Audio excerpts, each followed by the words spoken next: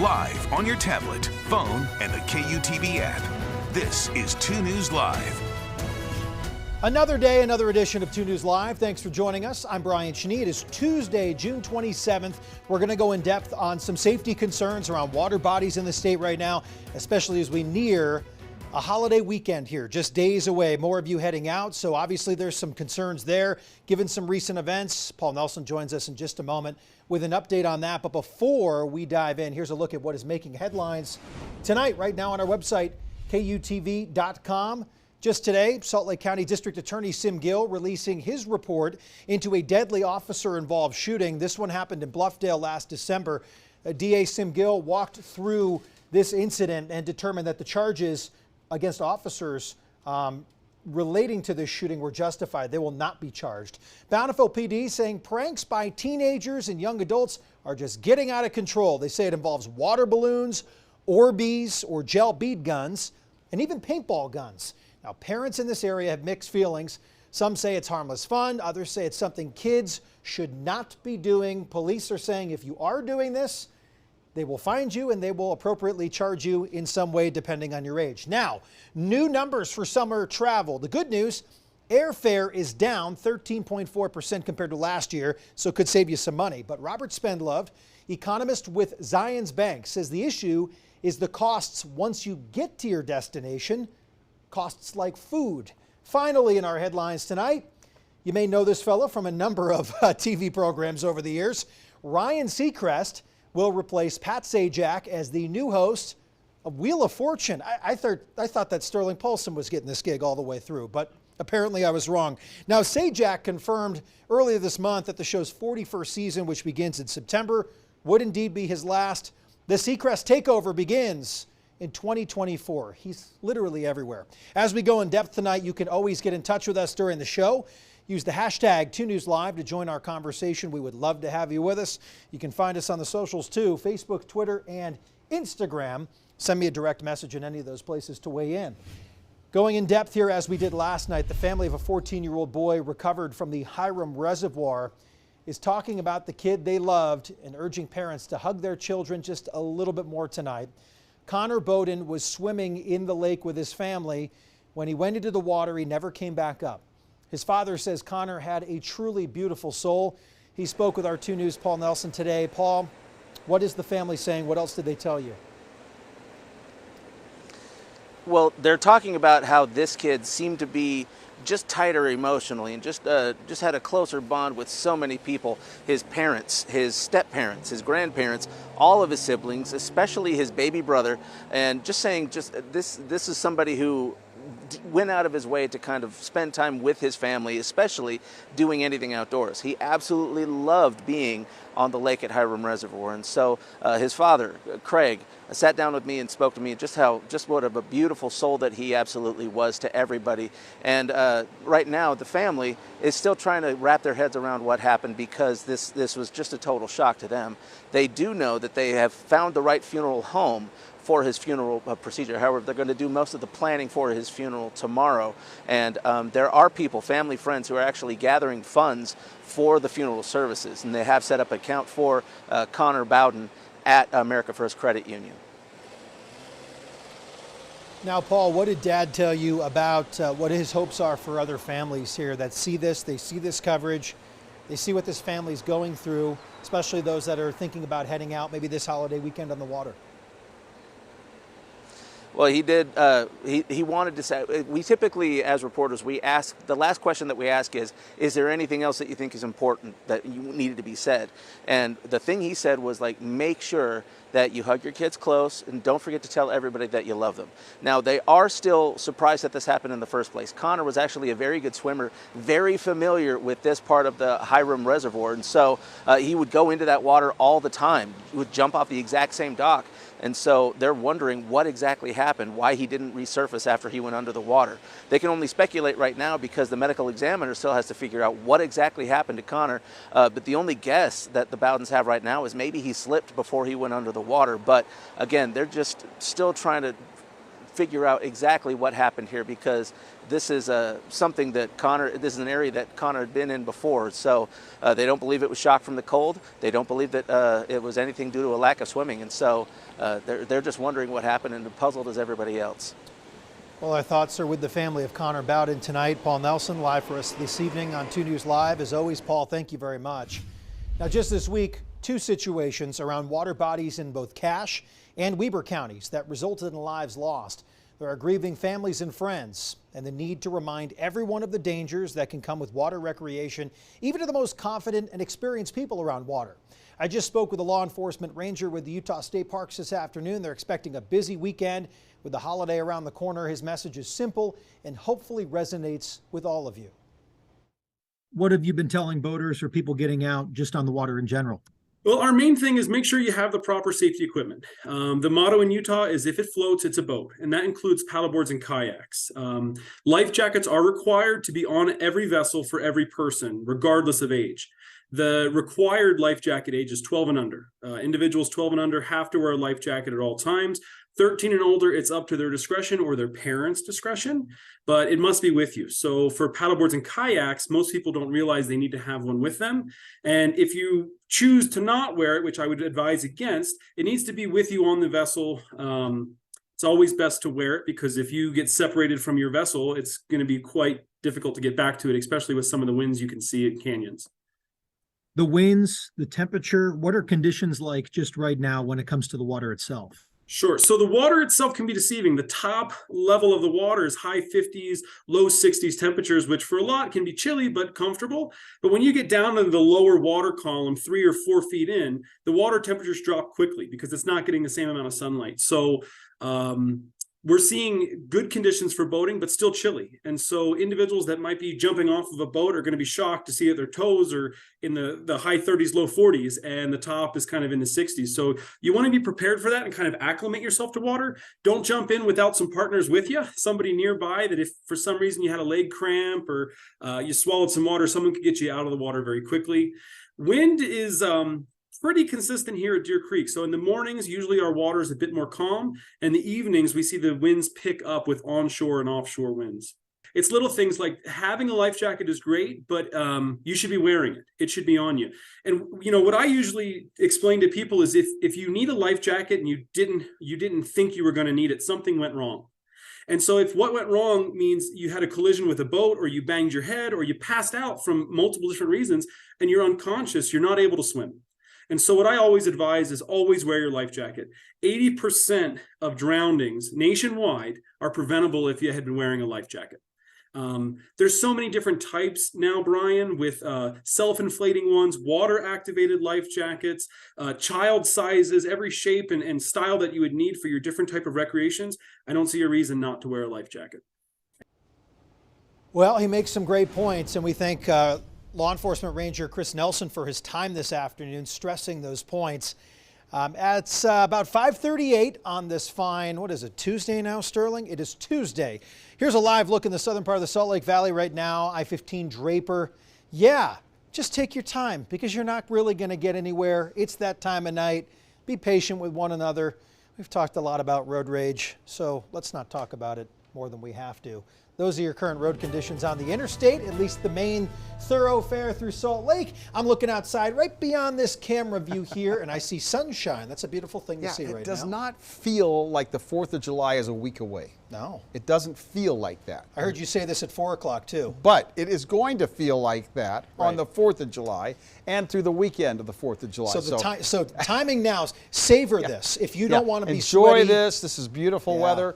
But it is going to heat up, at least for a few days. It doesn't look like a long-term situation, but it is going to heat up for a few days. Is that back towards what we expect and normal for this time of year? Are we below normal? We are below normal. We should be up in the upper 80s, we're going to be in the low 90s and mid-90s as we move into the first part of next week. So it's definitely going to be a change from what we've seen. The old air conditioners are going to be cranking it up.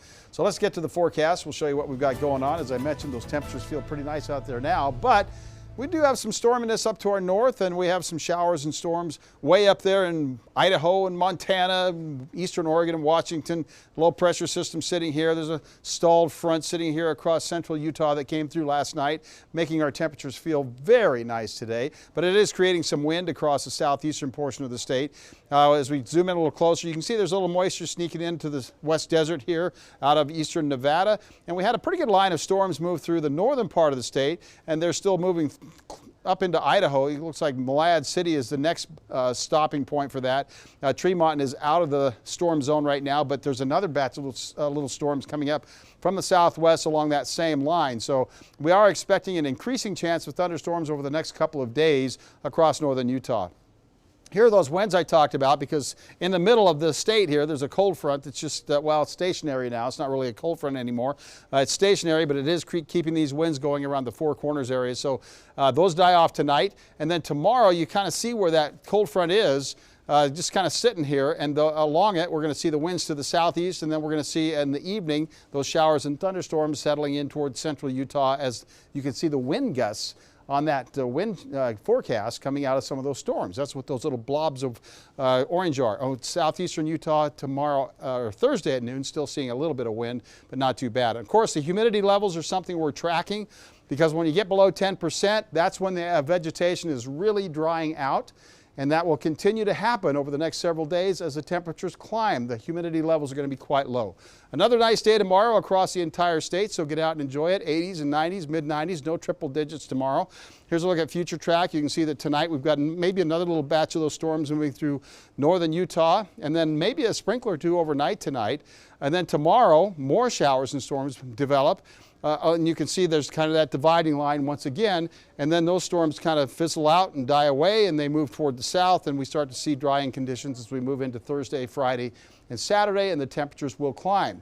So all of this troughiness we call low pressure system, it moves out, high pressure builds in, and we're hot.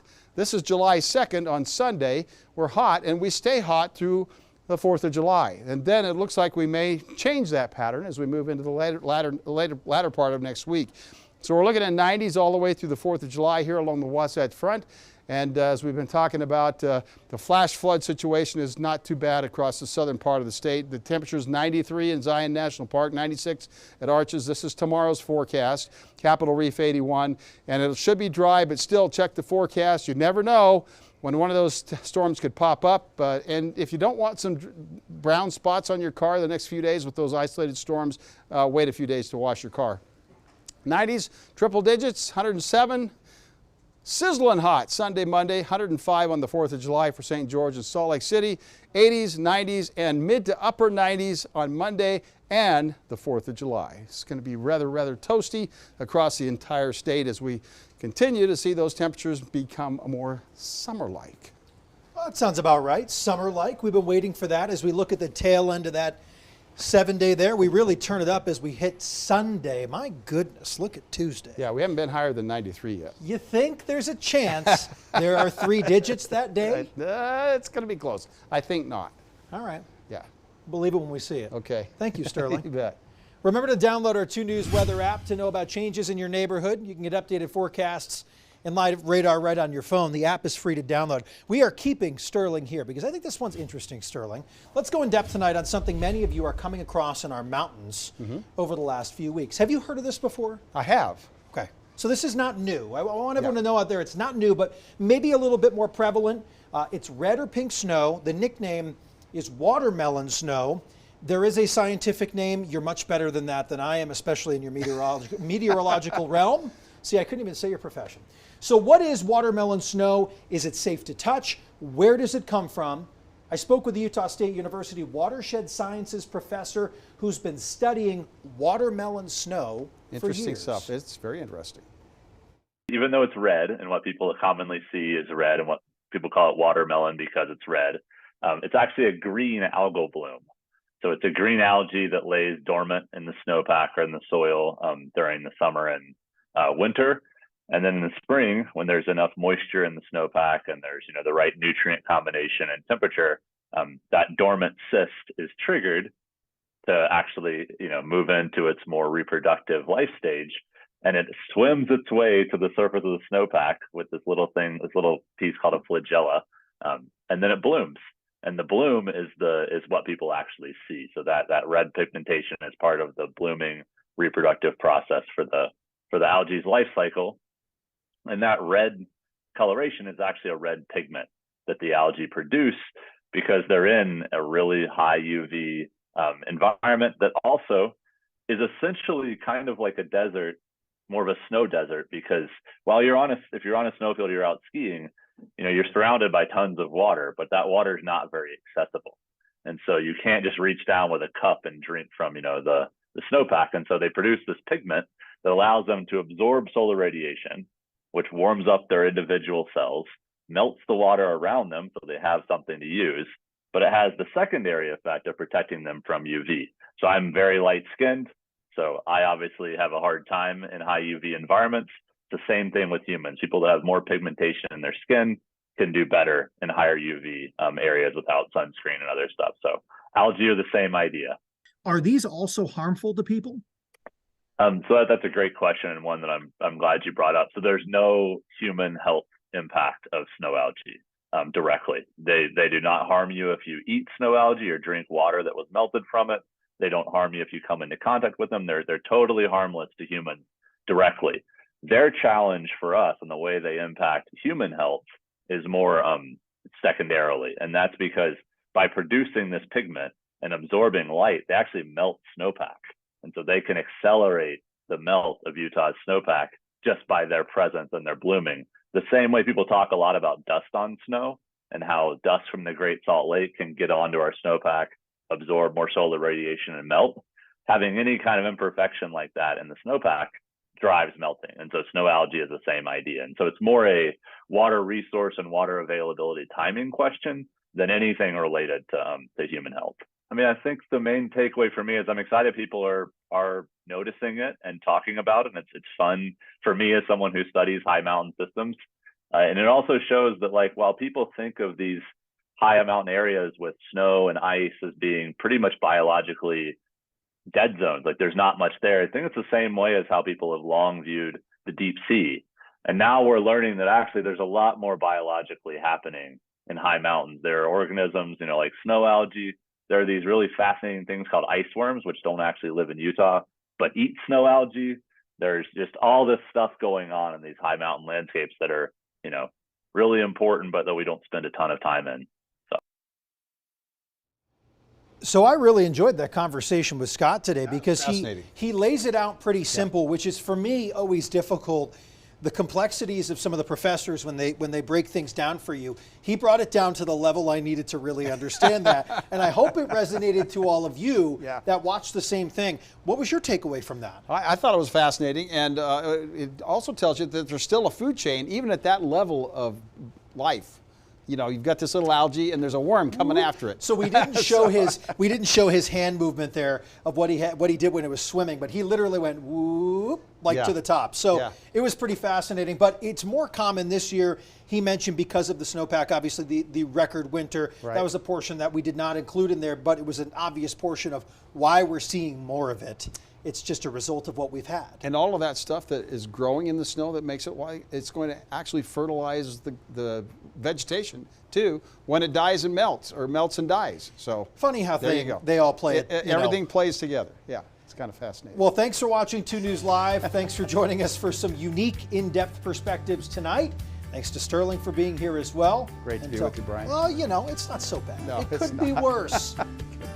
Believe it. We're back here tomorrow. Have a great rest of your night. Take care. Be safe out there.